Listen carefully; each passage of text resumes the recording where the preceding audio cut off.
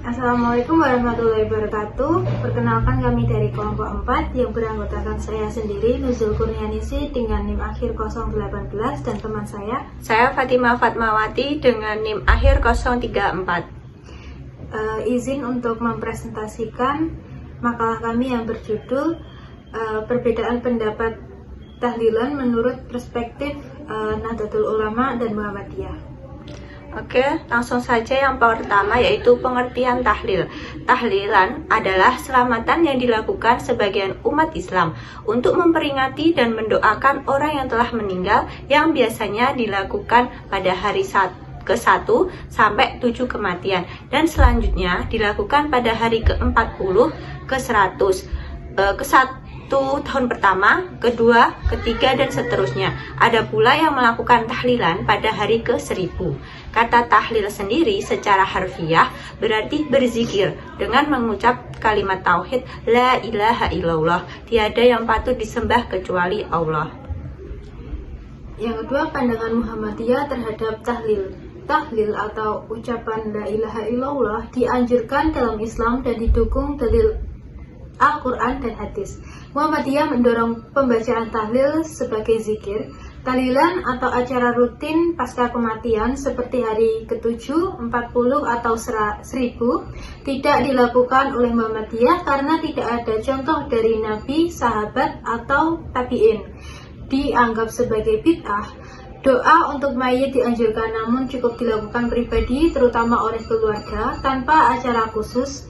Muhammadiyah juga menolak tahlilan karena bisa menimbulkan pemborosan dan menyerupai tradisi agama lain.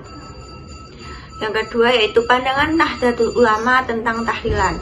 Perbedaan NU dan Muhammadiyah soal tahlilan disebabkan oleh perbedaan pendekatan Islam. Nah, NU bersikap tradisionalis, memadukan budaya lokal dengan ajaran Islam. Maqalah al-muhafazah ala al-qadim al-soleh. Muhammadiyah lebih modernis, hanya berpegang pada Al-Quran, hadis, ijma, dan qiyas secara tekstual. Landasan NU dalam tahlilan juga berasal dari kajian kitab kuning dan tradisi salafus saleh, bukan hanya dalil tekstual. Tahlilan memang tidak eksplisit disebut dalam Al-Quran dan hadis, namun tetap dipraktikkan karena memiliki nilai kemasyarakatan dan spiritual. Dari sisi sosial, tahlilan dianggap membantu keluarga yang berduka secara mental dan emosional.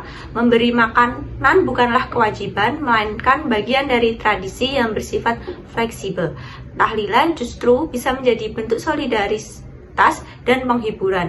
Tahlilan dalam pandangan NU bukan sekedar ibadah, tapi juga sarana sosial dan spiritual yang memperkuat hubungan antar umat Islam. Berikutnya, pandangan 4 mazhab tentang tahlilan dan tradisi setelah kematian. Yang pertama, mazhab Syafi'i.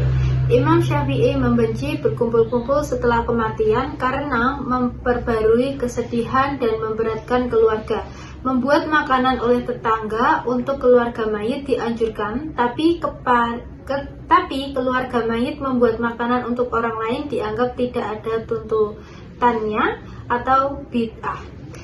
Imam Nawawi menguatkan pandangan ini. Duduk-duduk atau melayat secara khusus juga dibenci. Yang kedua, mazhab Maliki. Membuat makanan untuk keluarga mayit dianjurkan atau berdasarkan hadis wafatnya Ja'far. Keluarga mayit membuat makanan untuk orang banyak dianggap bid'ah tercela. Sepakat dengan pandangan mazhab Syafi'i dalam hal ini. Selanjutnya yaitu mazhab Hanafi. Berkumpul pada pasca kematian seperti tahlilan dianggap sebagai bid'ah yang buruk oleh Ibnu Humam. Yang keempat ada mazhab Hambali. Keluarga mayit membuat makanan untuk orang banyak itu dibenci karena memberatkan dan menyerupai kebiasaan jahiliyah. Pandangan ini dikuatkan dalam kitab Al-Muqni dan Al-Insaf. Berikutnya, penyebab perbedaan tahlil antara NU dan Muhammadiyah. Yang pertama, perbedaan NU dan Muhammadiyah dalam menyikapi pelaksanaan pembacaan doa untuk orang yang sudah meninggal. Beberapa yang diketahui tentang Muhammadiyah tidak dibolehkannya melakukan tahlil bagi orang yang sudah meninggal karena meyakini doanya akan sia-sia dan tidak sampai ke mayit. Dan ini menjadi keputusan resmi organisasi Muhammadiyah. Akan tetapi saat membaca Yasin tahlil ketika malam Jumat dikatakan hadisnya adalah hadis doif.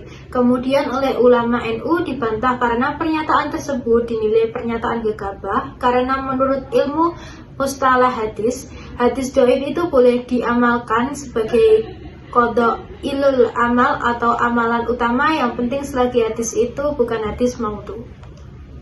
Yang kedua, dari segi dalil dan landasan hukum, Nahdlatul Ulama menyikapi tahlilan dengan melihatnya sebagai bagian dari warisan keilmuan dan budaya Islam Nusantara. Walaupun mungkin tidak terdapat dalil yang menyatakan harus melakukan tahlilan, NU berargumen bahwa praktik ini sejajar dengan konsep zikir dan doa bersama yang dianjurkan dalam Islam. Selama tahlilan tidak mengandung unsur syirik dan tetap berada dalam koridor adab serta etika keislaman. Praktik ini dianggap sah dan membawa kebaikan bagi komunitas. Nah, sedangkan dari Muhammadiyah sendiri menekankan bahwa setiap bentuk ibadah harus memiliki landasan yang jelas dalam Al-Quran dan hadis sahih.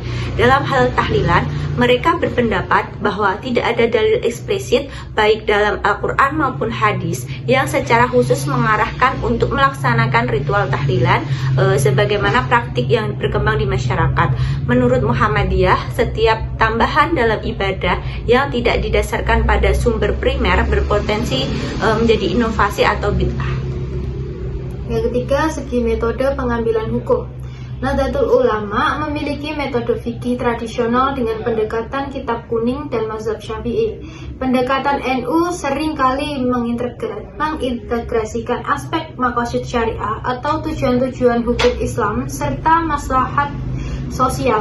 Walaupun tidak terdapat nas yang secara eksplisit memerintahkan tahlil, praktik ini dipandang sebagai adaptasi tradisi yang tidak menyalahi prinsip dasar Islam jika tidak menyimpang dari nilai-nilai ajaran. Sedangkan dari Muhammadiyah berpegang teguh pada nas atau teks Al-Quran dan hadis yang dianggap sahih dan autentik. Pengambilan hukum dilakukan dengan menekankan pada bukti-bukti eksplisit dan sumber utama agama. Metode ijtihad dalam Muhammadiyah bersifat lebih tekstual dan rasional. Artinya apabila suatu praktek tidak secara gamblang disebutkan atau didukung oleh nas yang kuat, maka praktik tersebut cenderung ditolak atau dianggap sebagai bid'ah. Yang keempat, dari segi pandangan terhadap bid'ah.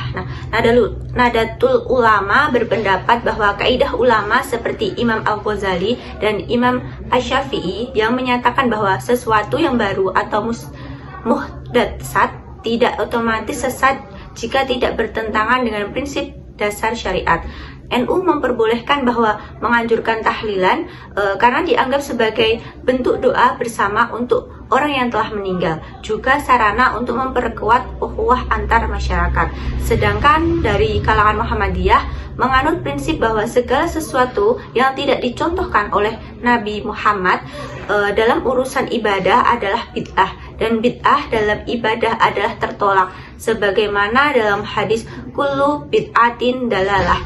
Muhammadiyah juga tidak membenarkan praktik tahlilan, membaca tahlil, doa dan bacaan tertentu untuk orang yang meninggal secara berjamaah, terutama pada hari ke-3, ke-7, ke-4 dan lain sebagainya, karena dianggap tidak memiliki dasar dari Al-Quran dan Sunnah Nabi.